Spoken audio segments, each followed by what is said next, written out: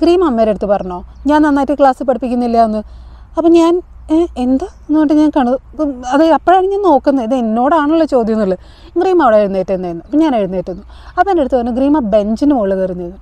ബെഞ്ചിന് മുകളിൽ കയറുക, ഡെസ്കിന് മുകളിൽ കയറുക, അതൊന്നും എനിക്ക് അത്ര ഇഷ്ടമുള്ള കാര്യമായിരുന്നില്ല.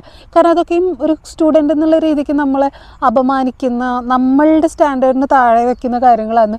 ചിന്തിക്കാനുള്ള ബോധം എനിക്ക് അന്ന് ഉണ്ടായിരുന്നു. അപ്പോൾ ഞാൻ ആദ്യം ബെഞ്ചിൽ കയറിയില്ല. എന്താ പറഞ്ഞത് കേട്ടൂടെ, ബെഞ്ചിൽ കയറുന്നു എന്നൂടെ ചോദിച്ചു. അപ്പോൾ പിന്നെ ഞാൻ വിചാരിച്ചു ത്രെട്ടനിങ് ആണ്, വെറുതെ അടി മേടിക്കേണ്ട, കയറി നിൽക്കാം, ആ മാമിൻ്റെ ഈഗോ അല്ലേ തീർന്നോട്ടെ. ഞാൻ ഇപ്പോൾ ആലോചിക്കുമ്പോഴേ ഞാൻ അന്നേ കുറച്ചധികം സെൻസിബിൾ ആയിരുന്നു എന്ന് തോന്നുന്നുണ്ട്. ഞാൻ വിചാരിച്ചു മാമിൻ്റെ ഈഗോ അതങ്ങ് വിട്ട് പൊക്കോട്ടെ എന്ന് വിചാരിച്ചിട്ട് ഞാൻ ബെഞ്ചിന് മുകളിൽ കയറുന്നു. ബെഞ്ചിന് മുകളിൽ കയറുന്നപ്പോൾ എന്നോട് ചോദിച്ചു ഗ്രീമിക്ക് മറ്റുള്ള സബ്ജക്ട്സിലൊക്കെ എത്രയോ മാർക്കെന്ന് ചോദിച്ചു. അപ്പോൾ ശരിക്കും പറഞ്ഞു കഴിഞ്ഞാൽ ബാക്കിയുള്ള സബ്ജക്റ്റിലൊക്കെയും എനിക്ക് 40-ന് മുകളിൽ മാർക്കുണ്ട്. അതങ്ങനെ തല കുത്തിയിരുന്ന് പഠിച്ചിട്ടൊന്നുമില്ല. ഞാൻ അന്നും ഇന്നും ഇപ്പം ഞാൻ റിസർച്ചും പരിപാടികളൊക്കെയാണ്, തല കുത്തിയിരുന്ന് പഠിക്കുന്ന പരിപാടിയൊക്കെ ഞാൻ അപൂർവമൊക്കെ ആയിട്ട്